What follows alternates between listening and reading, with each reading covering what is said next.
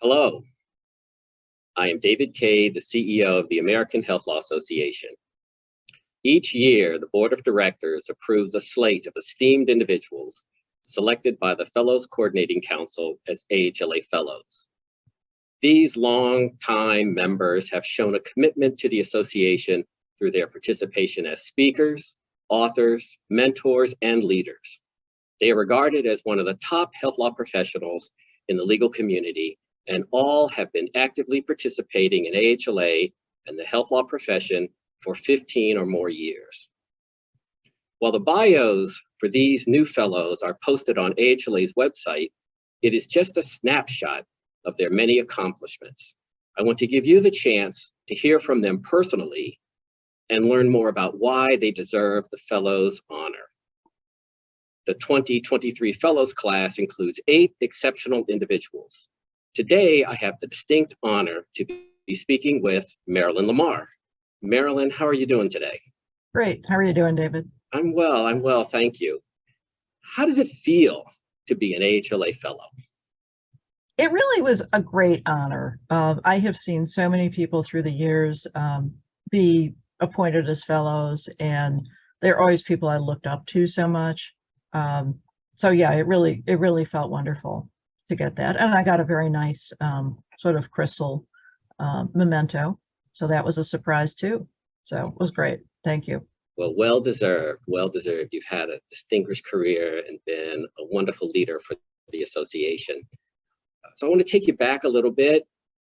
Why did you go to law school? And did you select health law as a career area? Well, I went to law school, kind of funny. My parents really wanted me to be a doctor. They were not doctors, but they thought they should have a doctor in the family.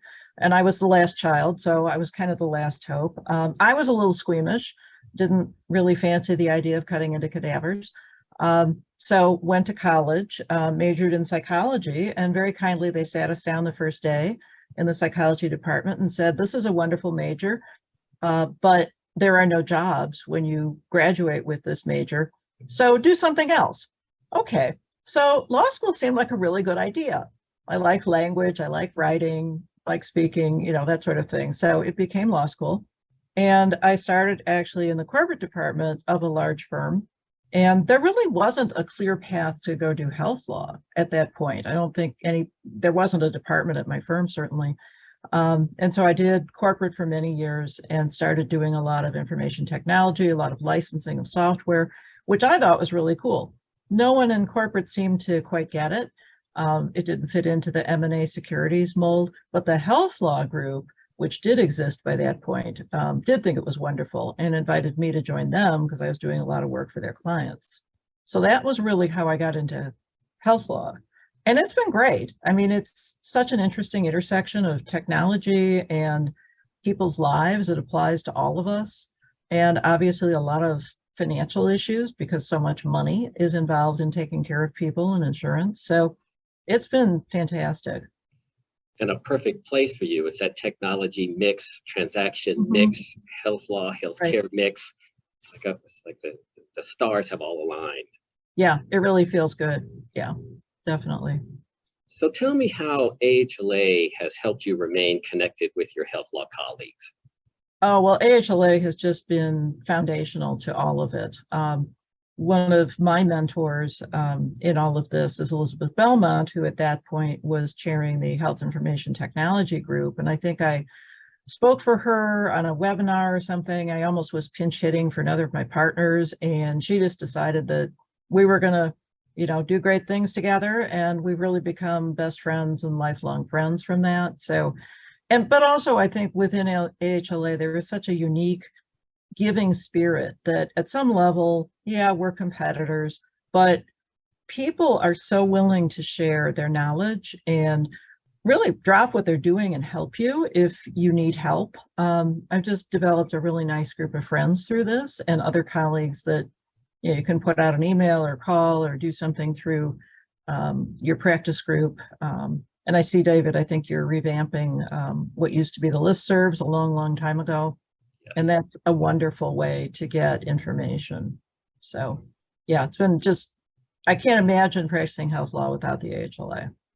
No, that's great to hear. And yes, the listserv, you do take me back a ways. We are revamping the communities. As you're right, things that we know is important, and as you shared, staying connected and creating the pathways for folks to stay connected and to share is important.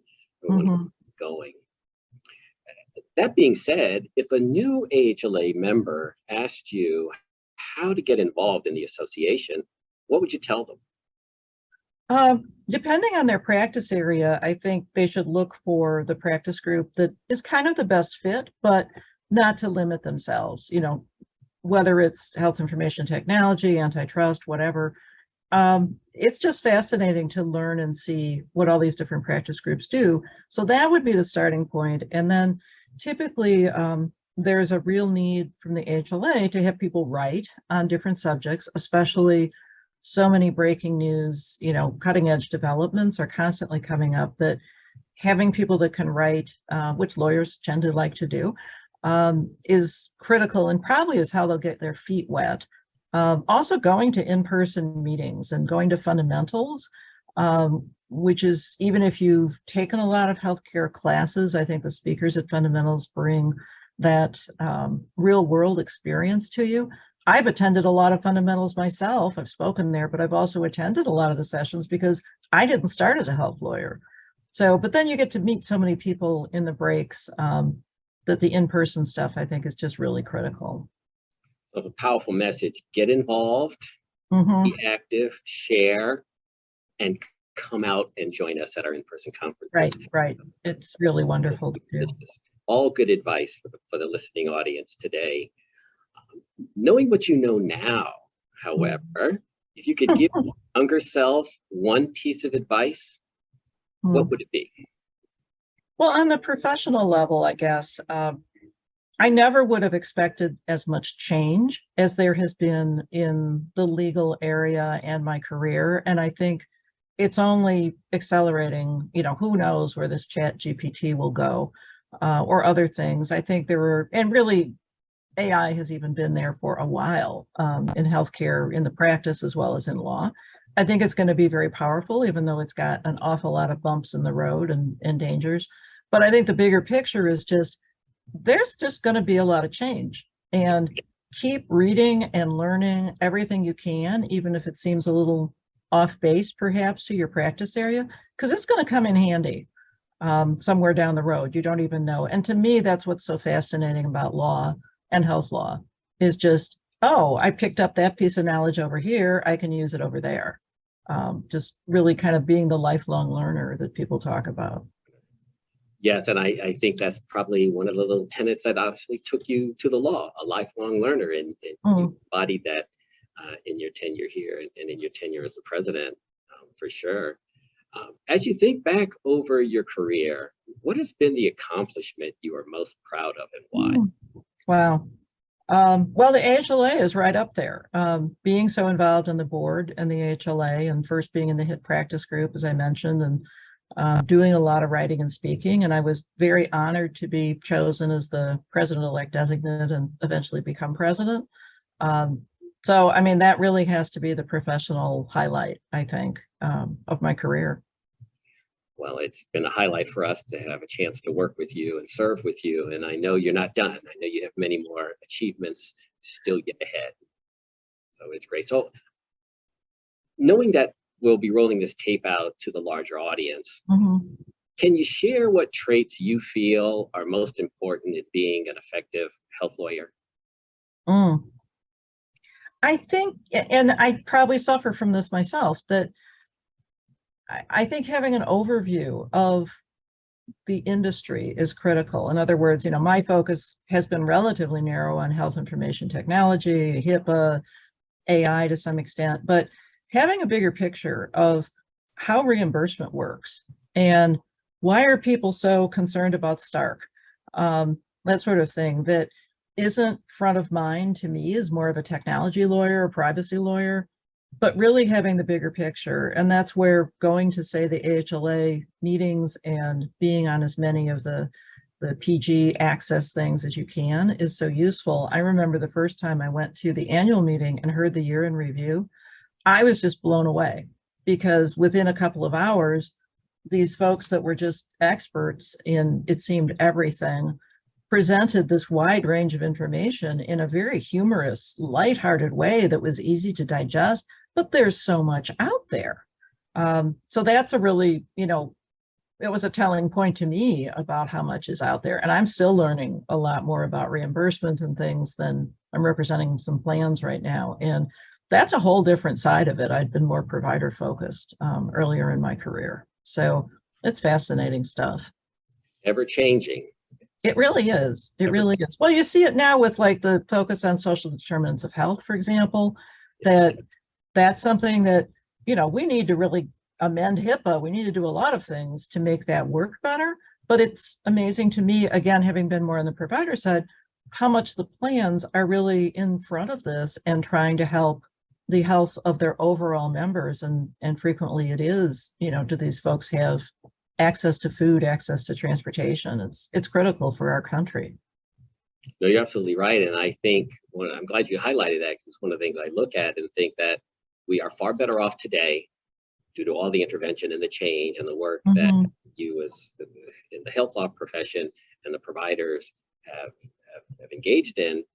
We're far better off today than we were 10 years ago, 20 years ago, 50 years ago. We've made a lot of change. And as you say, change is coming.